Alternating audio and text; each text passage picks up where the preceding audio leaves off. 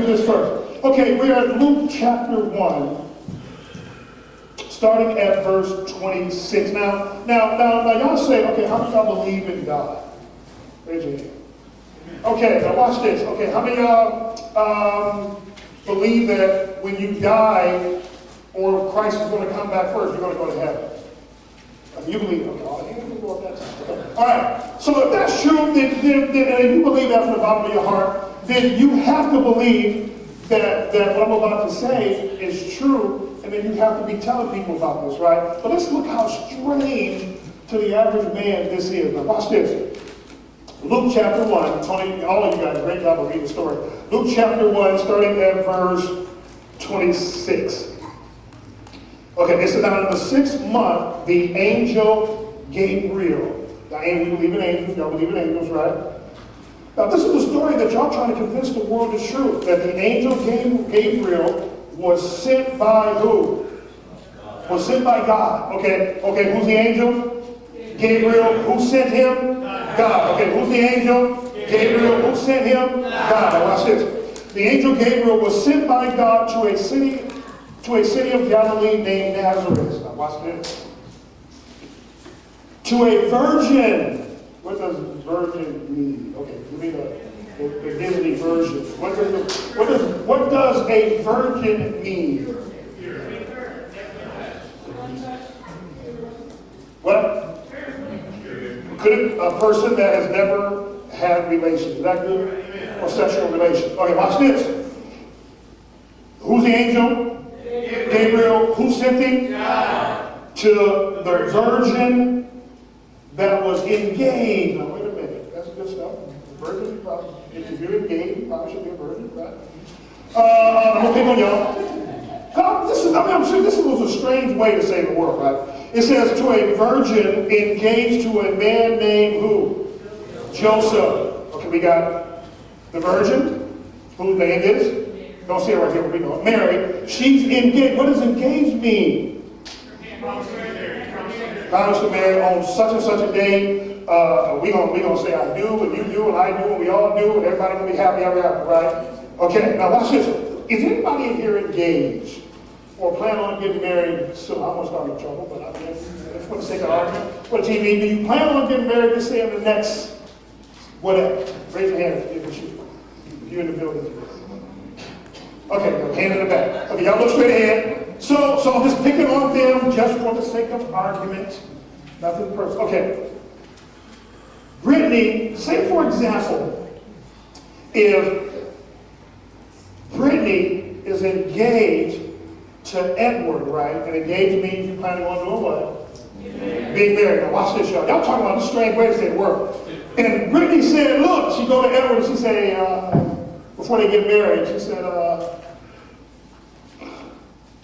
I'm pregnant. And okay, now y'all got all this stuff, but this is real, this is good stuff. And she said, she says, I'm pregnant. And I was thinking like, I know what they need. And she said to him, well, she says, I haven't been with no man, but I'm pregnant.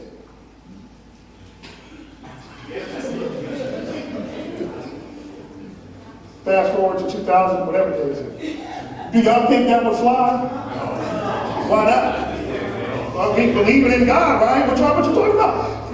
Matter of fact, let's go a little further. I'm pregnant with a child, and the angel Gabriel said that God put it in there. What's going to happen? Matter of fact, let's pick one of y'all men here. Men. Okay, y'all was engaged one time, right? Your woman came to you, she said to you, look, we ain't. And she said to you, she said, but the Holy Spirit of God, the angel Gabriel appeared to me, and he said, I will conceive a child. I ain't even got to who the child's going to be yet. She says, I'm going to conceive a child. How many of y'all fellas, if she told you that the angel Gabriel appeared to her, how many of y'all would say, okay, if God did this thing, then I'm with you? What? One of y'all in here? Push rewind back then. Imagine how Joseph must have felt when the woman that he was engaged to going to come to him and say to him, hey, I'm pregnant. And Joseph knows they ain't been together, right? So right off the bat, some of y'all, all y'all, I mean, let's be real about show of hands. Juanita would have to really have to sit down and the Lord would have to appear with her with 4 of his angels with me to say that this is right on. But most of y'all ain't going for that, are y'all? Fellas, raise your hands. You ain't going for that, are you? There's going to be some, But take me back to the spot where the angel was and let me see him. That's going to be all your things, right? But this was a strange way to save the world. It says the angel of the Lord, Gabriel, appeared to Mary, paraphrasing. And it says, okay, verse 27, it says, the Virgin Mary engaged to a man named Joseph of the house of David to a virgin named Mary. Having come in, the angel said to her, rejoice. Now picture this, Mary. Or. He says, rejoice, you are highly favored.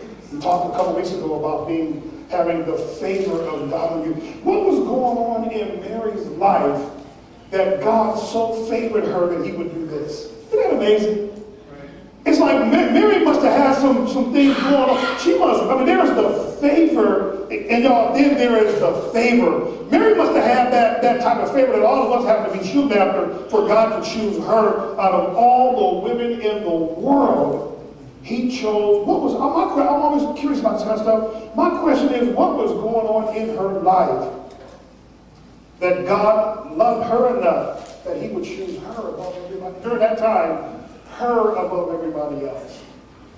You ever think about that? Strange way to say the world. Or better yet, let's say it like this. How many of you guys, I'm just trying to prompt us thinking, how many of you guys say you're living a life, right, that it wouldn't surprise you if the angel Gabriel appeared to you and said to you, you are highly favored, right?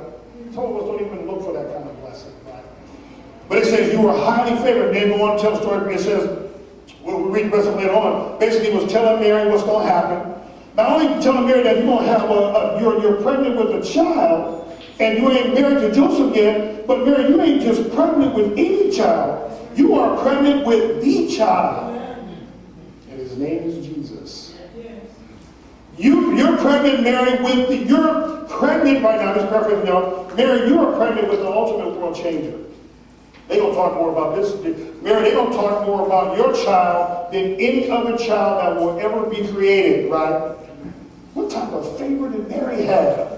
Strange way to save the world. And so then going on, so obviously God knows business. If he dealt with Mary and said, Mary, look, the angel had to appear, Mary accepted, and the rest is history. But he also says in another verse, he had to go to Joseph. And the same angel Gabriel appeared to Joseph and said, Joseph, look, don't be afraid to take her as your wife. Some of you are right now today, y'all talking about we got this faith in God and all this kind of stuff. Well, what type of faith do you have? That was real back in the day, right? Why can't it be real now? Man, I don't believe that stuff. Right? Mary was so favored, which I wish I could find out what it was. Mary was so favored that God showed her the ultimate by blessing her in a way that no other woman can ever claim that she was blessed that way. Then the angel appeared to Joseph and said, Joseph, don't be afraid to take her as your wife. For what is happening, paraphrasing, this is of me. Y'all about to be parents of the Almighty. The name that will be above every name, right? The Prince of Peace, right? The Alpha and the Omega, the beginning and the end. Y'all about to birth somebody special. You see that? And paraphrasing, Joseph did as the angel, when the angel said to him, Joseph did, he followed, he obeyed. What was it about Joseph's life that he was so favored? Right? It is interesting that archery today reminded us of the Christmas story and the different sets of it to go back and talk about that. Because when y'all are sharing your faith, y'all share, hey man, Jesus came through a virgin. That she was not with a man. Now watch this. It says that she gave birth to her firstborn son. It says, Joseph didn't know Mary until she gave birth to her firstborn son. What does that mean? We never went there before that. And then watch this. It says, and didn't know her until she gave birth to her firstborn son. What does that mean, the firstborn son? People still today, I'm trying to make anybody bad, people still today talking about Mary's a virgin. No. You don't never use the term firstborn unless there has to at least be a secondborn, right? But watch this though, I don't want to talk about that. It was a strange way to save the world. Every time we think about Christmas, y'all, we can stop and we can reflect. I think Amanda said earlier, this is so true to me. When you stop and you reflect on how favored Mary and Joseph was, it ought to ask you, it ought to raise something in you. You know what, hey, how can I be that? I'm always thinking, how can I be that? Because the Bible teaches that God doesn't show favoritism. If He done it for them, what miracle do you need for Him to do for you? Right? And if He blessed Mary in that way, and Joseph in that way, He can do the same thing for me. Amen. Now guess what? Watch this. We're just going to rock some of y'all religious boats.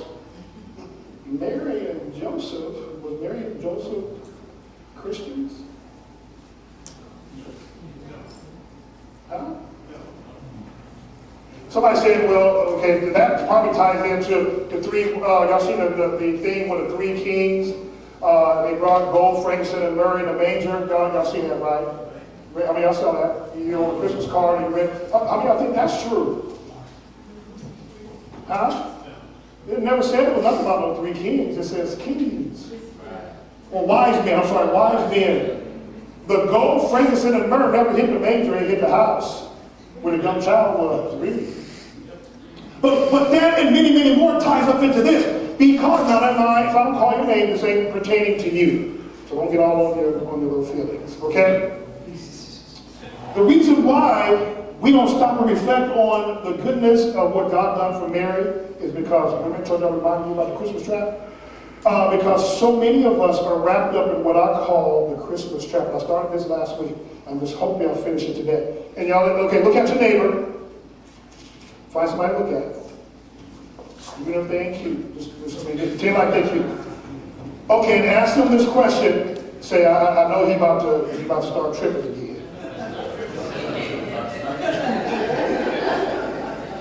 But we all here together. And there's really more of us again. Man, we can take it if you want to. Right? No. Okay. I wouldn't have to trip. I wouldn't have to trip if y'all wouldn't do this stuff. Now, when I say y'all, I mean, and the people watching my TV. Now, if it ain't you, praise the Lord, hallelujah, and God loves you. But watch this. The conception of Christ, beautiful, true story, right? The angel Gabriel appearing unto Mary and appearing unto Joseph, and then the whole story about when Jesus was actually born, all the things that took place, true story, facts, right? That's true. But why is it when it comes to Christmas time, those stories and many, many more pertaining to that are never highlighted? The reason why they're not highlighted is because of this. And I started this thing last week about the Santa Claus thing. And I was like you, Archie, I believe in Santa Claus too, man. I just found out a couple of years ago that the Catholic yeah, I'm going to pass it. But the reality of it is this. Now watch this. Question, how many of you this year, after all that teaching, after all the things you've been taught, have fell into the Christmas trap again? Raise your hand. How many of y'all fell into the Christmas trap? Y'all know the trap? I told y'all last week. Y'all know what it is? Let me tell you again, you only got like 14 minutes. You remember the Christmas trap? This is the Christmas trap. Buying gifts with money you can't afford. I thought, y'all didn't think I was going to say something about it again? I'm talking, this is the Christmas trap, see? I mean, I think it starts like Black Friday, now it'll be Black Wednesday by next year come around. It'll be the day before Thanksgiving, right? Y'all couldn't get her short because y'all was out of the house, getting caught up in the trap, right? You know, amazing to me how people that never have no money, or say they never got no money, they always shopping. They can take it. Right? There's nothing wrong with shopping. It's not a sin to buy gifts. I'm not saying that. What I'm saying is this. Buying gifts with money that you can't afford. That's what I'm saying. What?